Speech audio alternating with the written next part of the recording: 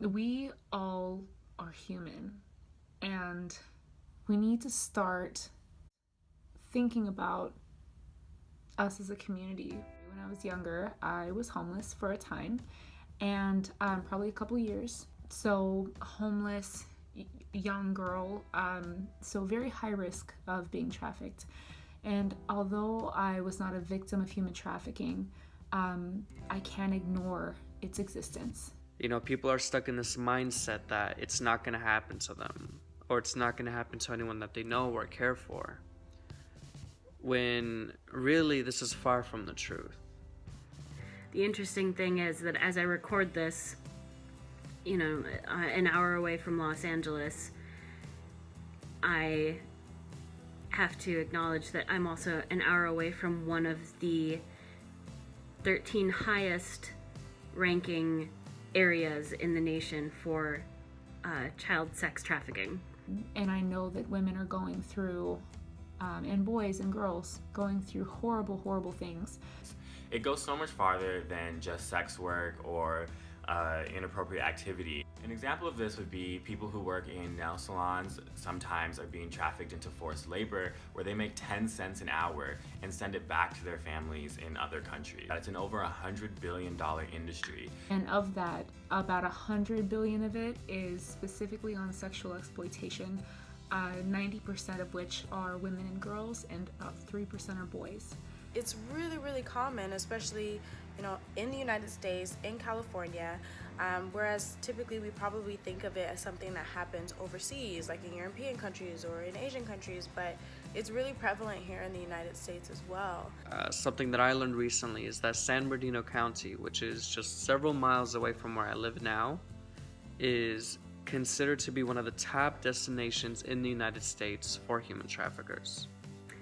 In fact, California has 3 of the highest areas for human trafficking in the nation: Los Angeles, San Francisco, and San Diego. And that says something. So, now that you know, how do you help?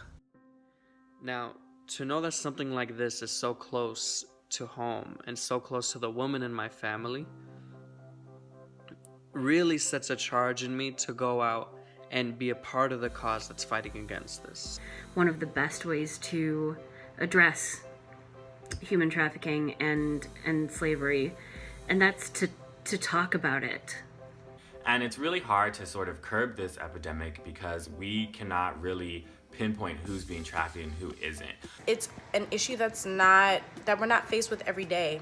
We aren't confronted with it every day, and I think because of that, it's not something that we usually talk about. If you talk about it, you are not giving people a place to hide anymore. If we're aware, if we're talking about it, if we are shining a light into this darkness that currently sort of surrounds the topic, then people can't hide anymore.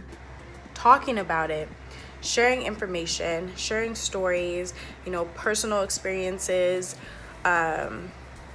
around the issue will really help us start a conversation and impact change. We are hoping that we can help end or slow down the epidemic of human trafficking by pushing legislation and reaching out to our congressional representatives. You could do so many things. I hope, deep down in my spirit, that we can all become more active for each other and start uplifting each other. Your presence is power. You being there for the rest of your community is powerful, and you yourself can create change, but you need to become active. That's it. Have a great day, guys.